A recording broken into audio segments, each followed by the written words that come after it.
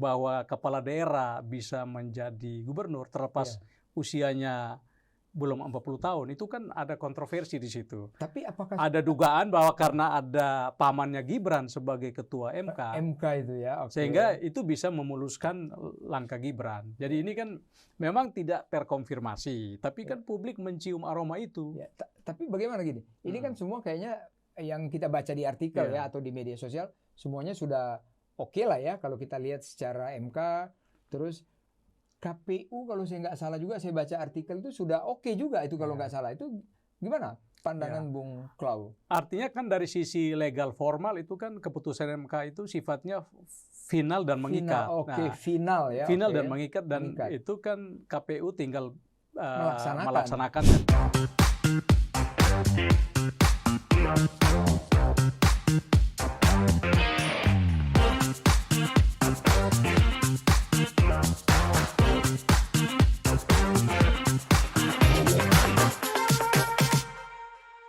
Publika Podcast, minim sensasi, penuh informasi, mainkan. Halo Publikans dimanapun berada, ketemu lagi dengan saya Iskandar Sitompul. Assalamualaikum warahmatullahi wabarakatuh, salam sejahtera, Om Swastiastu, Nama Budaya, salam kebajikan. Kita akan angkat tentang berita-berita di mana saja yang begitu ramai sekarang tentang politik. Kita sudah lihat sekarang dari PDIP atau dengan koalisinya sudah ada Pak Ganjar dengan Pak Mahfud MD, dengan juga Pak dari Partai Nasdem kita sudah lihat, dan koalisinya sudah ada Pak Anies dengan Pak Caimin. Pak Prabowo belum sampai sekarang. Nah, kita akan bincang-bincang tentunya. Teman saya dulu kita suka kumpul di Berita Satu. Kita suka bincang-bincang apapun A sampai Z. Sekarang kita bincang-bincang politik. Saya undang Bung Klau. Apa kabar Bang Klau? Kabar baik. Sehat Bung Klau ya. Lama kita nggak ketemu nih Bung Klau. Dulu kita bicara baru asumsi semuanya. Sekarang sudah ada yang tadi saya sebutkan. Pak Ganjar, Pak Mahfud, Pak Amin dengan Pak Anies dengan Pak Amin, Pak Prabowo yang masih belum. Mungkin lagi mirip-mirip tuh kalau main kartu. kalau main kartu lagi mirip-mirip kali ya. Siapa nih? Bung Klau. Gimana situasi sekarang ini Bung Klau lihat? Kan mulai rame, pendukung sudah mulai hangat terus. Dari calon-calon ini kalau survei ya masih naik turun ya. Gimana pandangan Bung Klau dari 3 atau dari 2 atau 3 yang sebentar lagi mungkin calonnya nanti siapapun itu bisa kita diskusikan. Gimana pandangan Bung Klau dari mereka ini semuanya? Yang masih ditunggu publik ini adalah siapakah calon wakil presiden Pak Prabowo. Pak Prabowo, betul. Belakangan ini kan sampai hari pagi tadi itu kan beredar informasi ya ada bocoran kiri kanan ya. Kiri kanan.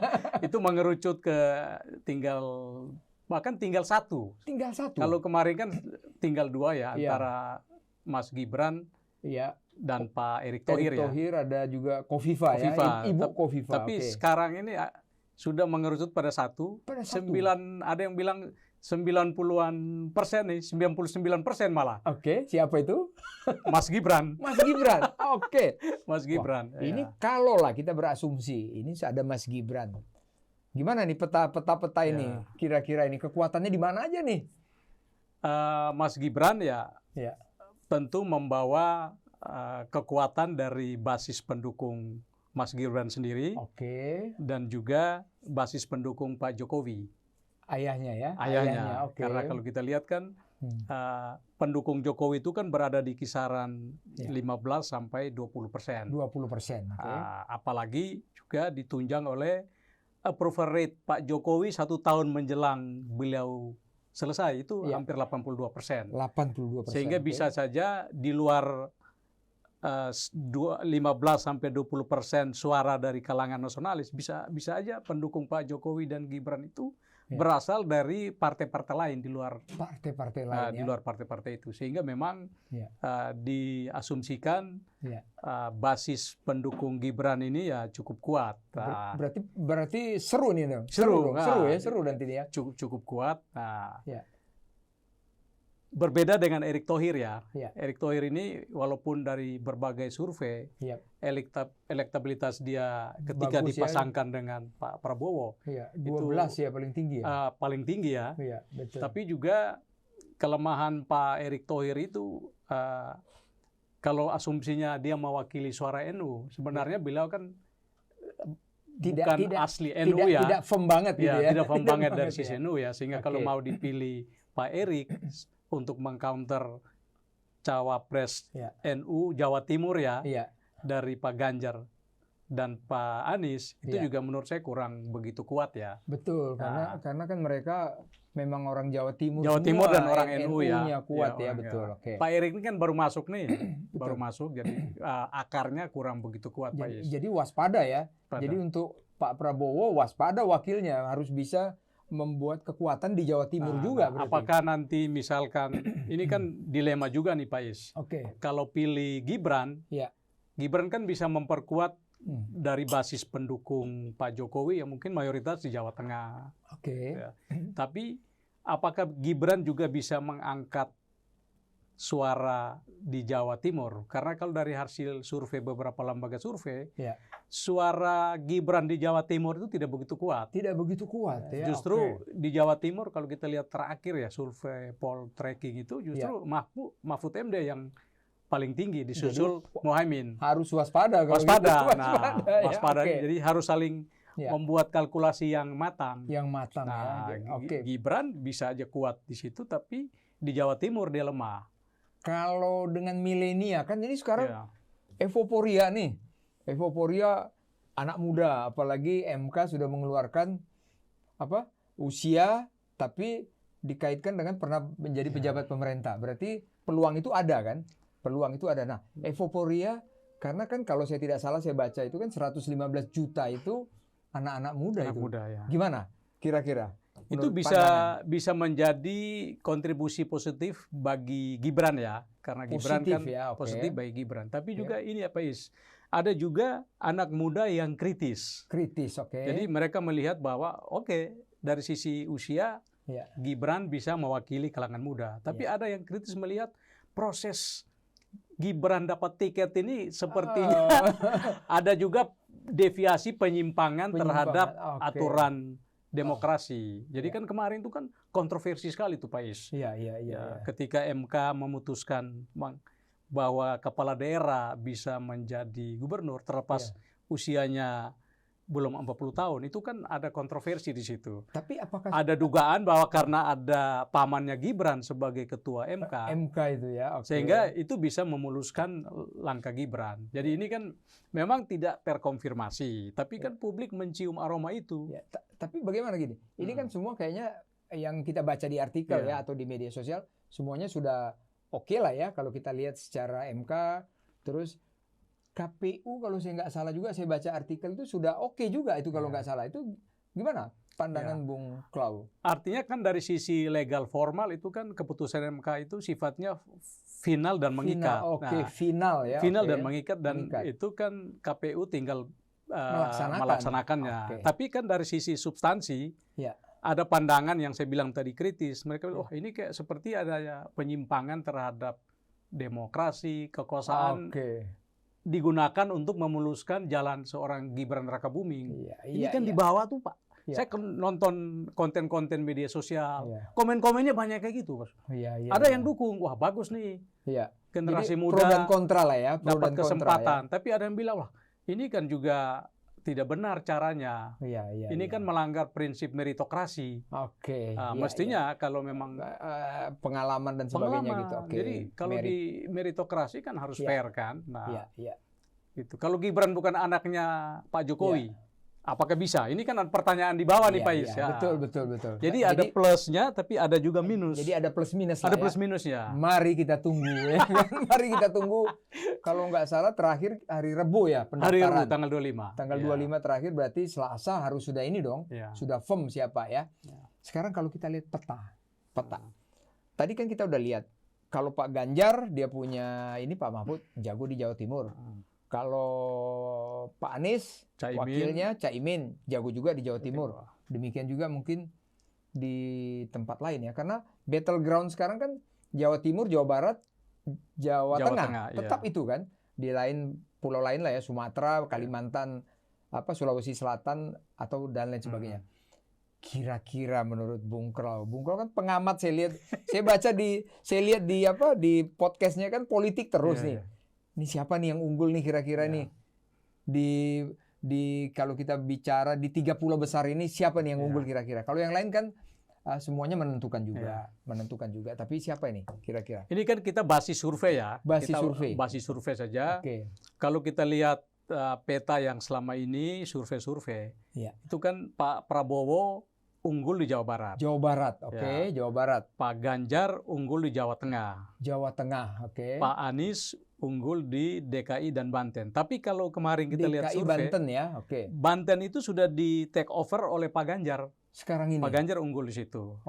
Ini terakhir ya. Nah, kalau asumsinya 3 orang ini tetap menguasai daerahnya masing-masing, itu berarti kan harus ada perluasan di luar Pulau Jawa. Betul. Ataupun kalau 3 ini mau bertarung, katakanlah Pak Prabowo mau mengambil sebagian suara Pak Ganjar Jawa Tengah, di situ faktor Gibran jadi determinan. Karena di sana bagus ya. Di sana bagus ya. Dia tinggal mengambil sebagian suara Pak Ganjar supaya Pak Ganjar tidak terlalu dominan di Jawa Tengah.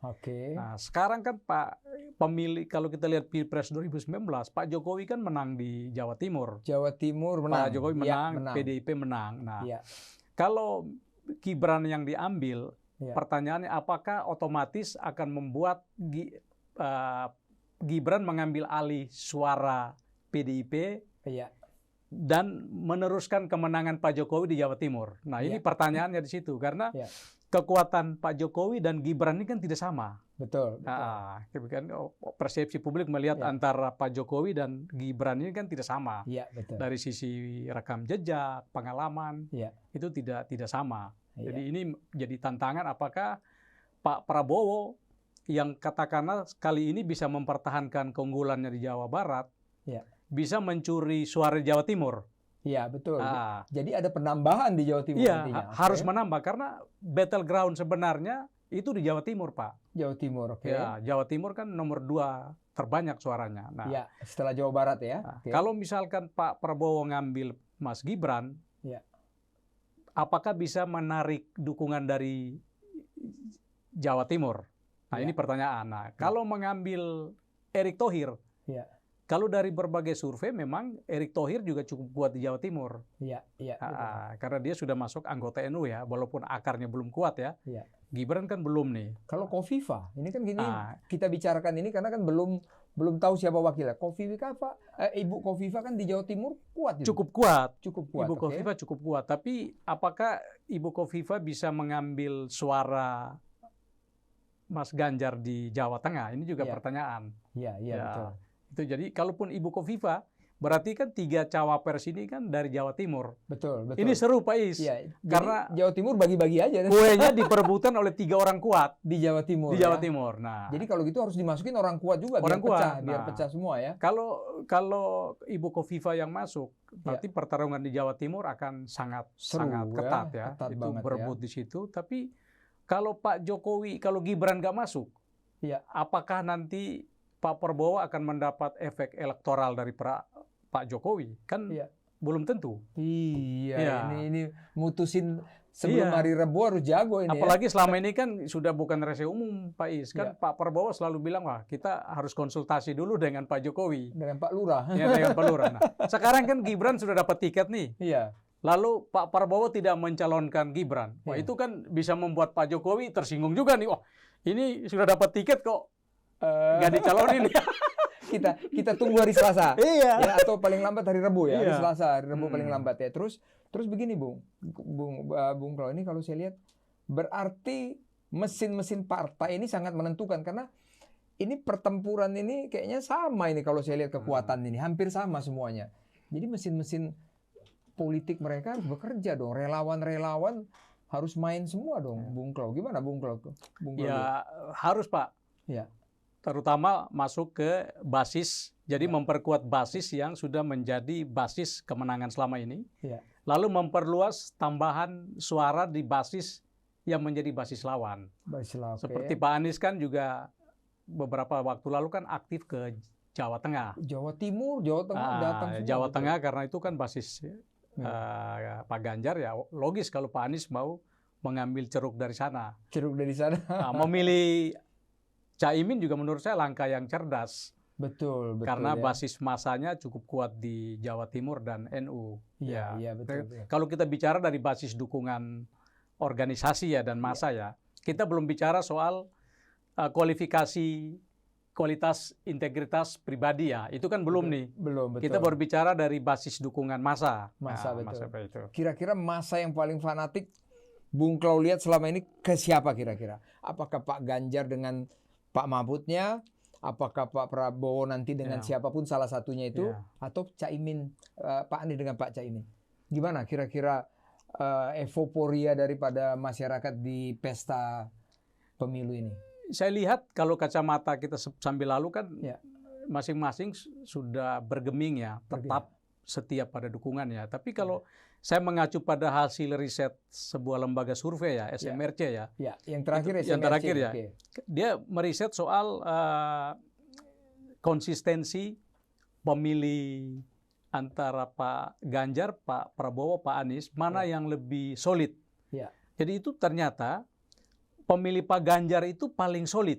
Paling solid. Jadi dia nggak sekitar 70-an% itu tidak akan pindah. Segala level itu. Segala level. Itu baby boomer sampai segala level Pak. Jadi apapun pengaruh, penetrasi informasi dari siapapun, mereka tetap solid. Pak Ganjar. Kalau ini Pak Anies? Kalau pemilih Pak Prabowo itu labil. Labil. Iya, jadi masih punya peluang untuk pindah. Kenapa labil? Dari kacamata Bung Klau sebagai pengamat ini. Kenapa labil? Kalau temuan survei itu, saya bicara dari temuan survei itu labil karena orang masih ragu dengan berbagai informasi tentang Pak Prabowo. Informasi tentang masih ragu. Pak Prabowo masih ragu. Pak Prabowo ini dipersepsikan dulu punya histori. Masih itu dibawa-bawa. Masih dibawa terus ya. Sementara itu yang membuat mereka masih, saya pilih Pak Prabowo apa tidak ya, masih labil. Sehingga bisa pindah ke yang lain. Pemilih Pak Anies pun juga masih labil. Masih labil. Jadi masih. Dua ini masih labil. Pendapat dari pengamat dan juga dari survei. Hasil survei. Saya ini dari hasil survei bahwa tingkat kelabilan pemilih Pak Prabowo sama Anies itu lebih tinggi. Sementara pemilih Pak Ganjar itu lebih solid, Pak Is. Lebih solid. Apakah bisa survei-survei itu kan kadang-kadang ini kita discuss ini. Saya cuma baca-baca aja. Kadang-kadang ada yang bilang begini, itu jangan-jangan surveinya itu tinjauannya yang satu ninjaunya dari utara, yang satu ninjaunya dari timur, dari selatan.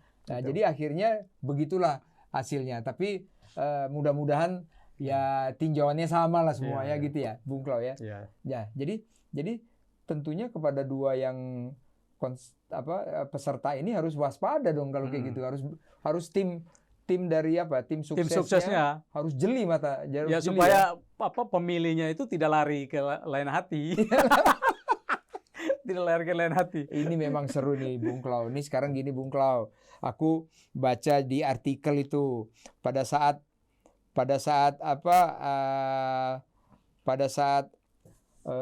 pendaftaran Pak Anies dengan Caimin tuh Ketua Umum Partai Nasdem mengatakan pemilu ini harus jujur, adil katanya. Ini saya titip kepada KPU dan Bawaslu. Boleh nggak kalau kita bilang kalimat itu bahwa ada tanda petik ragu-raguan atau kurang kepercayaan kepada panitia pelaksana dari KPU maupun Bawaslu nantinya. Gimana menurut pandangan Bung Klau? Mungkin kita lihat dari dua sisi ya. Pertama dari sisi normatif, menurut saya wajar kalau seorang ketua umum partai mengingatkan agar pemilu berlangsung dengan jujur, adil. Itu kan normatif ya. Normatif. Dan semua bisa ngomong hal yang sama ya. Tapi kalau bisa lihat dari aspek mungkin empiris ya. Empiris mungkin ini dugaan saya mungkin Bang Surya mau mengingatkan kita semua karena pada pemilu 2009 lalu itu kan ada dugaan Iya, kecurangan tuh. betul. Ketika Pak SBY menang satu putaran, 60% begitu. Iya. Padahal waktu itu kan 3 pasang tuh. 3 pasang, betul. 3 pasang Langsung sehingga satu kali aja ya. satu putaran 60% lebih. Iya, Apalagi sebelum itu 4-5 bulan sebelum itu kan rame gencar betul. menang satu putaran. Menang satu Jadi putaran. waktu itu persepsi publik, wah ini kok Pak SBY sebagai petahana Iya. jauh-jauh hari sudah mengklaim menang satu putaran. Iya. Nah, waktu itu memang aroma kecurigaan bahwa curang itu cukup tinggi. Iya, Tapi iya. kan tidak ada bukti, Pak Is kan? Betul, Tapi betul. aroma itu muncul. Nah, Jadi ini diingatkan lagi lah ya. mungkin dalam ini pikiran Bang Suryani, kita ingatkan aja jauh-jauh hari ya. Jadi Nah, kalau ada ya jangan dikerjakan. jangan gitu ya. dikerjakan. Nah, jangan dikerjakan Iya. karena juga kita kan juga sering baca informasi, dengar dari bawah juga kan Iya. ada pengerahan aparat Iya, dari pintu ke pintu ke Iya, ini. betul. Nah, itu kan bukan hal yang iya, aparat A, aparat B, B, menggunakan dia punya jalurnya wilayahnya ya, untuk mempengaruhi apakah Betul. yang masih aktif atau sudah pensiunan. Iya, Nah, iya betul, nah, betul. jadi menurut saya sih kalau Bang Surya mengingatkan itu juga harus kita hargai. Yang mengingatkan itu kalau Bang Surya atau Pak Surya Paloh pada saat pendaftaran ke KPU. Tapi pernah juga Bung Klo ingat nggak Pak SBY itu Demokrat kan mengatakan apa itu? Saya akan turun gunung. Iya. Dalam ini saya akan turun gunung karena sudah ada mungkin selentingan-selentingan ada sesuatu. Iya. Katakanlah ini samalah kalimatnya mungkin kayak kejujuran dan lain sebagainya itu. Berarti sudah ada 2 petinggi dong yang menyampaikan ini. Nah, Berarti dulu kita harus waspada ini KPU sama Bawaslu. dulu kan orang mencurigai Ya. 2009 itu pemilu Ya. di era Pak SBY petahana. Iya. Nah, ketika Pak SBY ngomong seperti itu, orang wah jangan-jangan ini jangan-jangan dulu Pak SBY lakukan nih, Iya. sehingga Pak SBY Mau turun gunung. mau turun gunung karena mungkin Pak SBY melakukan itu di tahun mungkin ya. Oke. Orang berpikir seperti itu, Pak Is. Oke, tapi kita ini kan mengedukasi semuanya. Ya janganlah mengerjakan gitu supaya nggak Iya. ada sesuatu yang bentrok sana bentrok sini antara pendukung nanti. Alangkah indahnya semuanya harus rapi. Tapi kan sebenarnya itu bisa rapi kok itu, Bung Cloud. Saya kan dulu 2019 ikut juga yang kayak ikut begini. Itu kan bisa kita mainkan mulai dari TPS Dari ya. TPS Di ya. kecamatan atau di desa-desa itu. Itu kan semua ada saksi-saksi kan. Di foto jebret. Iya. Agak Nah, sulit ya. Ah, Iya, sulit. foto itu kan berjenjang. Kalau taunya nanti pas di KPU ada sesuatu, ya kan harusnya foto-foto itu bisa diulangi lagi, dibuka lagi, diadu kan. Misalnya kita contohkan misalnya lah satu daerah A gitu. Nanti tinggal di KPU A itu diulangi lagi dengan foto-foto itu kan ketemu semuanya. Iya. Sekarang zaman teknologi loh Bung Cloud. Iya. Gimana pendapat Bung Iya. Cloud? Itu semuanya kan bisa transparan, bisa di ini Iya, ya. iya. Tapi seorang Surya Paloh mengingatkan lagi itu Iya. bisa juga kita lihat dalam perspektif yang lebih luas dan juga mungkin tidak main-main karena Ya. mungkin beliau kan sudah tahu kemungkinan cawapresnya Pak Prabowo ini adalah Mas Gibran. Iya, iya. Sehingga ini logika awak sederhana aja ya. Iya, Ketika Mas Gibran jadi cawapresnya Pak Prabowo, iya. tentu saja kan Pak Jokowi sebagai ayahnya ingin Gibran menang nih. Iya, iya, Ya, iya. ini mungkin cara berpikir Pak Surya Paloh ya. Iya. Saya juga mungkin berpikir, pasti Pak Jokowi ingin anak yang menang. Iya, iya. Sehingga karena ini kan pertarungan nih. Wah, anak saya sudah maju. Iya. Kami sudah dikecam Mahkamah Konstitusi Iya, diplesetkan menjadi Mahkamah Keluarga. Iya, iya, iya. Sudah dianggap intervensi. Jadi ini tanggung nih. Iya. Kalau kalah untuk apa maju? Iya. Sudah kepalang basah. Mungkin cara pandangnya seperti itu sehingga Iya. menggunakan cara dengan resources yang dikuasai Iya, oleh iya. Pak Jokowi untuk bisa memenangkan. Kan tidak hanya lewat yang kita bilang tadi Pak Is bilang Iya. suara, tapi mulai sekarang mungkin mengerahkan aparat, Iya, iya. kepala iya, betul. daerah yang Iya, bisa membantu untuk Dia itu. punya kekuasaan, dia Bisa mainkan semua sebagai di situ ya. petahana bisa. Tapi kan ada aturan semuanya, yang pejabat Iya. aktif, ASN, kan tidak boleh mempengaruhi orang atau tidak boleh terlibat atau gimana itu? Pak Is, ini Republik ini kan aturannya kan Aturan- di atas kertas kan aturan, tapi Aturan. kan prakteknya kan belum tentu Pak Is. nambah banyak aturan, nambah banyak yang dilanggar gitu. Kan prakteknya kan tidak seperti itu, Pak Is. Tidak seperti itu ya. Jadi ini kekhawatiran menurut saya wajar dari seorang Pak Surya Paloh ya. Atau Bung Klau mau mengatakan begini. Contohnya kita lihat di jalan raya itu, banyak sekali kan aturan, dilarang parkir, tetap dilarang parkir. Stop. Tapi di situ tempat orang mangkal kan. Jadi ini aturan dari KPU mungkin sudah dibuat tetap dilanggar gitu. Ada, tapi doa kita mudah-mudahan ya janganlah ya. Aturan kan KPK sendiri kan, ketua KPK kan nggak boleh ketemu orang yang sedang diselidiki. Ini main bulu tangkis ya. Buktinya ya ketemu di lapangan bulu tangkis. Jadi aturan ya di atas kertas, Pak Is. Aturan di atas kertas ya, betul. Jadi tapi harapan kita aturan itu harusnya segala-galanya sehingga kita patuh dan taat. Jalan itu enak, betul nggak Bung Klau? Betul, Pak Is, ya. Oke, mudah-mudahan seperti itu, Bung Klau. Ini kan waktu kampanye ini kan sebentar, paling hanya 3 bulan ya, 3 bulan setengah, 4 bulan lah paling lama ya. Betul. Februari pertengahan harus sudah jadi semuanya. Sekarang saya mau ke Bung Klau ini gimana nih kira-kira nanti pada saat masa kampanye kan kalau saya lihat kan ini suhu mulai panas. Saya baca artikel kalau nggak salah ada di media sosial. Saya lihat tadi pagi ada salah satu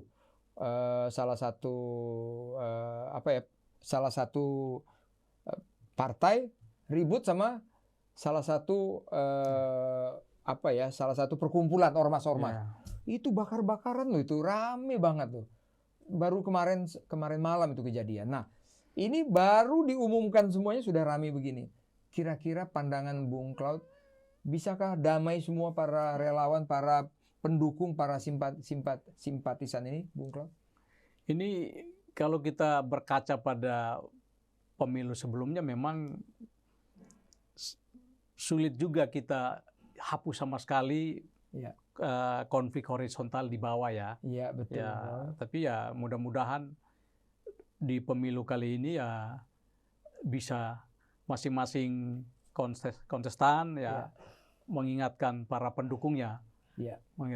Masalahnya kalau elit menggunakan akar rumput untuk membakar itu ya jadi soal. Jadi betul. Jadi menurut saya kembali kepada elit politiknya dari tiga calon presiden wakil presiden ini.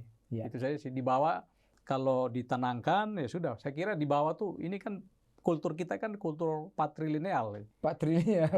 Patron. Jadi kalau Bapak bilang oke, ini cooling down, saya kira cooling down semua ya. Cooling down. Bahwa kadang-kadang bentrokan sporadis di tengah jalan ketemu emosi sesaat Tapi yang kita khawatirkan kalau dia menyebar luas ya. Tapi makanya saya bilang sangat tergantung pada elit politik masing-masing pasangan. Kalau ini ada satu poin juga ini saya mau nanyakan ke Bung Klau. Tadi mudah-mudahan janganlah ada yang heboh, jangan ada yang ribut keras gitu. Sekarang calon kita ini saya kembali lagi kepada calon presiden gini kan ada 3 nih Bung Klau. Berarti kan 2 putaran dong. Iya kan? 2 putaran karena harus menang 50% plus 1. Mungkinkah bisa 1 putaran? Prediksi Bung Klau? Kalau lihat kekuatan saat ini, sepertinya susah menang 1 putaran ya. Susah ya Bung Klau, aku setuju juga. Karena ini antara Pak Prabowo sama Pak Ganjar ini kan masih dalam margin. Palingan beda 2-3% ya, 2-3%. Memang Pak Anies agak jauh ya, beda di atas 10% ya. Sehingga kalau menang 1 putaran itu agak susah. Ya. Kecuali misalkan dugaan Bang Surya kecuali ada kecurangan ya. Tapi kita tidak harapkan itu ya. Ya jangan. Kalau saya jangan, betul. Jadi kalau 2 putaran, lebih logis 2 putaran, Pak Is. 2 putaran. Lihat ke konstelasi kekuatan masing-masing 2 putaran. Wah ini kalau 2 putaran seru juga ya. Seru. Jadi nanti kita nggak tahu siapa lah ini. Tapi salah satu pendukungnya ini akan bisa gimana ya? Bisa ada tanda petik ini ya, bisa ada pengaruh dan mempengaruhi ya kan? Pengaruh dan mempengaruhi. Tapi kita nggak tahu lah yang mana ini nanti kan. Kita tunggu aja kan. Maksud saya gini. Contohnya dulu. Ini kita ambil contoh dulu pemilihan gubernur DKI. Ya mungkin Bung Klau ingat ya, kan 3 2 putaran. Begitu yang satu gugur, yang satu yang diunggulkan banget sangat-sangat diunggulkan, bisa keok tuh yang sangat diunggulkan. Jangan-jangan ada praktek-praktek begitu lagi. Gimana pendapat Bung Klo? Apakah permainan itu akan digunakan lagi? Kalau Pilkada DKI itu kan memang isunya tuh kan sangat sensitif ya, isu agama ya. Agama, betul. Nah, itu kan sangat sensitif Pak Is ya. Jadi ini beda dengan Pilpres kali ini kan isu politik agama sudah tereduksi ya. Hampir kita tidak dengar lagi kan. Tidak dengar lagi. Hampir tidak dengar lagi. Jadi saya kira bobot dampaknya itu tidak sebesar Pilkada DKI. Tidak ya. Ya, karena yang bisa membakar itu kan agama. Agama ya. Di luar itu kalau suku dan lain-lain kayak bicara dosa masa lalu, korupsi itu tidak akan separah, tidak membakar seperti agama, Pak. Betul, jadi menurut saya sih tidak akan sampai ke sana sepanjang tiga calon ini tidak mengangkat isu agama, tidak mempolitisasi agama ya, dan main program itu. Ya, dan kita harapkan janganlah. Ini kan udah tingkat presiden ya kan. Tidak produktif. Nah, sudah tingkat presiden. Nah, kalau kita masih memainkan kayak gitu ya kurang bagus lah ya. Ini kita himbau mudah-mudahan para relawan, para 3 kandidat ini ya janganlah main begitu. Tapi jangan pasti 3 Pak Is. Jangan-jangan bisa 4. Bisa kemungkinan 4. Ya bisa aja 4. Contohnya apa nih Bang Bura? Ini aku agak ketinggalan ya gimana ini? Lah ini sekarang kan 2 udah pasti. 2 pasti, nah, satu lagi kan di situ Koalisi Indonesia Maju itu kan ada 4 partai yang di parlemen kan. Betul. Gerindra, Golkar, PAN, Demokrat. Oke. Saya ini namanya membayangkan ya. Oke. Namanya juga pengamat. Berimajinasi ya. Iya, berimajinasi. Siapa yang bisa menjamin bahwa Gibran itu hanya calon wakil presiden? Oke. Kalau tiba-tiba ada keinginan Gibran calon presiden, kan bisa saja boleh. Undang-undang MK kemarin kan bilang sudah boleh, presiden wakil presiden. Ya. Kalau tiba-tiba Gibran maju sendiri sebagai calon presiden, kendaraannya lewat Golkar dan PAN. Ya. Selama ini kan kita tahu bahwa Golkar dan PAN ini kan di bawah kendali Pak Jokowi kan, Pak Lurah kan. Betul. Ini kan publik melihatnya seperti itu ya. Sudah melekat seperti itu. Dan secara kursi bisa Pak. Melebihi peraturan, threshold atau apapun bisa, itu cukup. Dari kursi melebihi 115. Oh cukup ya? Cukup. Nah, tinggal berarti. Nah, kalau kalau 2 partai itu membentuk koalisi baru, misalkan Gibran jadi capres. Nah, kan PAN bisa aja Gibran sama Erick Thohir. Gibran sama Erick Thohir, betul. PAN sama Golkar ya? Iya, PAN sama Golkar. Terus Gerindra sama... Kita dengarkan Gibran mau masuk Golkar kan? Isunya begitu ya? Iya, dengar-dengarnya gitu. Dengar-dengarnya. Bisa saja nanti Gibran mewakili Golkar, Erick Thohir mewakili PAN. Iya. Di situ kan tinggal Demokrat sama Gerindra. Demokrat cukup itu kan? Cukup sangat juga. Cukup. Nah, sangat cukup, oke. Gerindra Pak Prabowo, Demokrat kan Ibu Kofifa. Iya. Jadi 4 Pak Is. Jadi kemungkinan itu bisa aja. Bisa aja. Kita tunggu tanggal 25 nih ya. Tergantung Gibran ini call-nya mau hanya sekedar calon wakil presiden atau mau calon presiden. Iya. Apakah ada selentingan di kalangan pengamat Bung Klo kayak begitu? Ada nggak selentingan gitu? Ya bisa aja. Bisa saja Pak. Ini kan tanggung nih. Iya. Kenapa harus hanya calon wakil presiden sementara calon presiden bisa? Wow, ini seru juga. Ini perlu kita tunggu di Bung Klo ya. Perlu kita tunggu ya. Tinggal nanti putaran kedua mau kemana nih? Oke, ini nambah seru lagi dong. Kalau kita nambah seru ya, nambah seru dan nambah.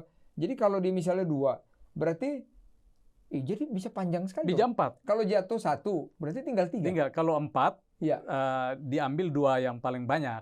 2 yang paling banyak. 2 yang paling banyak. Jadi tetap 2 putaran. Wah, 2 yang paling banyak. Yang 2 tanda petik yang 2 kurang berhasil, ini bisa bergabung kemana aja ya? Ya justru itu. Nah, pertarungannya nanti di putaran kedua. 2 yang tersingkir nih mau kemana? Mau kemana ya? Oke, ini seru juga. Sehingga memang sekarang sudah harus lobby-lobby. Jadi sekarang kan tidak hanya lagi berpikir. Saya dengar partai-partai yang ada sekarang itu sudah mulai lobby-lobby kepada partai-partai di koalisi lain. Iya. Kali-kali dia nanti. Sudah, itu saya dengar sudah ada. Sudah ketemu pimpinan partai ini untuk kalau nanti Anda tidak lolos putaran kedua, gabung sama kami. Oke. Itu sudah ada. Jadi memang kalau politik ini dinamis Iya, sekali ya. harus Politik dipersiapkan ini dari sekarang. Dari sekarang ya, jangan sampai salah lagi ya. Kalau keduluan oleh lawan kan sudah habis tuh. Nggak kebagian apa-apa ya. Iya, jadi harus cepat. Ini seru banget nih Iya. Bung Klo. Terus kalau begini gimana Bung Klo? Ini kan semua calon kita ini kan orang-orang hebat, ya kan. Sekarang memang lah kita lagi memilih ini jago kita. Tapi ini menurut pandangan Bung Claude atau saya lah ini menyampaikan kepada pengamat atau kepada publikan dimanapun berada. Ini kan orang-orang hebat. Toh jadi presiden kita nanti. Iya. Ya saya rasa kita bolehlah bersih tegang pada saat 4 bulan. Tapi kalau nanti Februari sudah menang, Juni ya diumumkan bulan 10 dilantik. Iya, Oktober dilantik. Ya kita bersahabat lagi lah. Betul, Pak. Betul nggak bro? Betul. Ya Bung Claude ya. Gimana menurut Bung Claude? Kalau saya maunya begitu supaya negara kita ini bagus terus. Iya. Bolehlah berbeda sekarang. Tapi selesai itu kita shake hand lagi, tanda pelukan lagi. Gimana?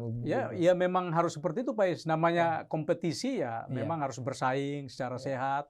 Ya. Adu gagasan, adu program. Nanti biar publik yang memilih siapa yang terbaik ya. Jadi kita tanggalkan politik identitas, ya. Jadi adu gagasan siapa yang lebih baik ya. Kan orang bisa melihat kualitas rekam jejak kerja, kualitas integritas. Makanya kemarin ketika PDIP mengusung Mahfud, mereka yakin sekali bahwa dengan kualitas Pak Mahfud di bidang penegakan hukum beliau kan sangat dipercaya, dinilai tinggi dalam hal komitmen penegakan hukum. Ini menjadi kredit bagi Pak Ganjar. Karena Pak Ganjar mendapat tambahan kekuatan dari seorang Mahfud MD yang dipersepsikan sangat tegas dalam pemberantasan korupsi, penegakan hukum. Jadi jaminan kepastian hukum itu jadi tinggi. Saya dengar ada beberapa kawan pengusaha juga menyambut positif Pak Mahfud. Karena mereka ini kalau Pak Mahfud bagus karena memberikan kepastian berusaha. Jadi kan pengusaha ini kan merasa ini kita nih lebih baik ada kepastian hukum. Kalau tidak ada kepastian hukum, kita serba salah. Kita mau melakukan sesuatu dipersulit. Ya mau nggak mau kita dikondisikan untuk memberi suap. Pak Mahfud sendiri kan ngomong itu, Pak Is. Iya. Kalau misalnya nanti wakilnya Gibran atau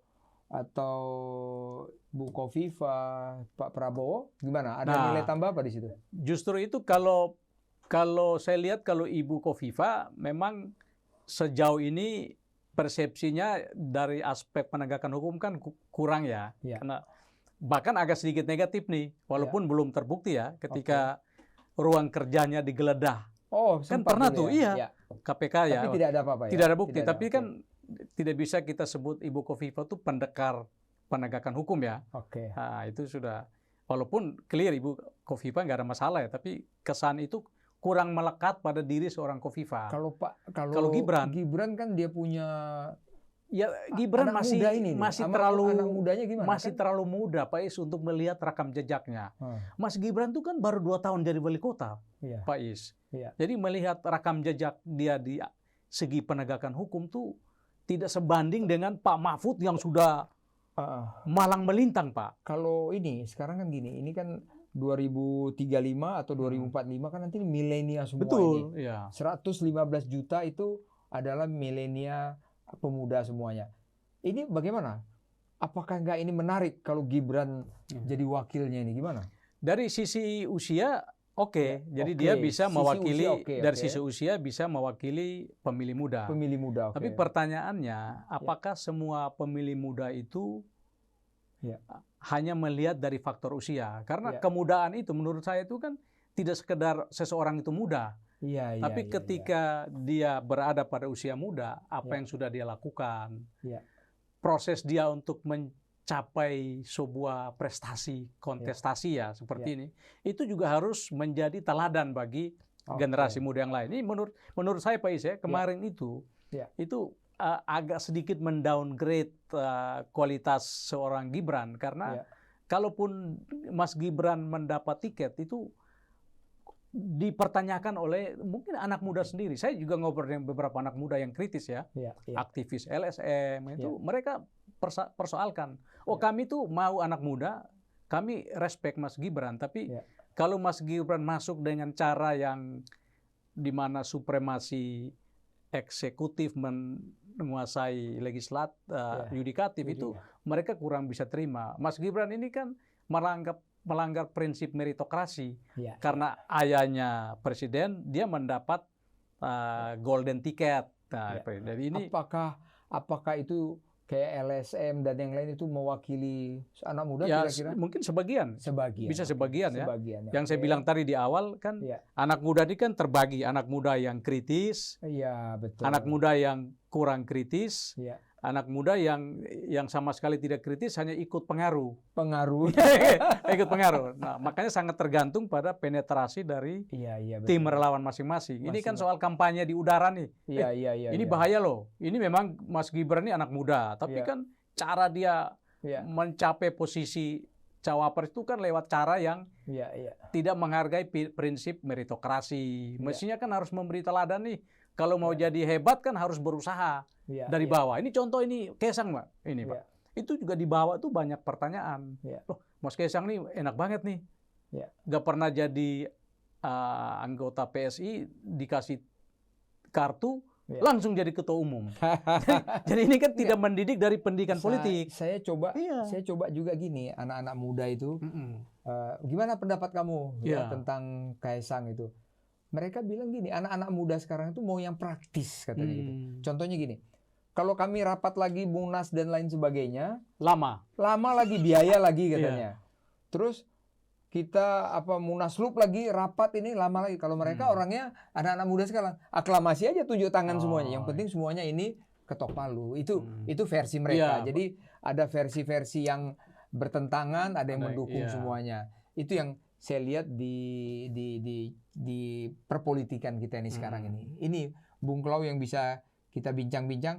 Mudah-mudahan semua ini bisa berjalan dengan baik lah Bung Klau ya. Siapapun yang menang ya. Siapapun yang menang kita satu lah. Kita kan NKRI ya Bung Klau ya.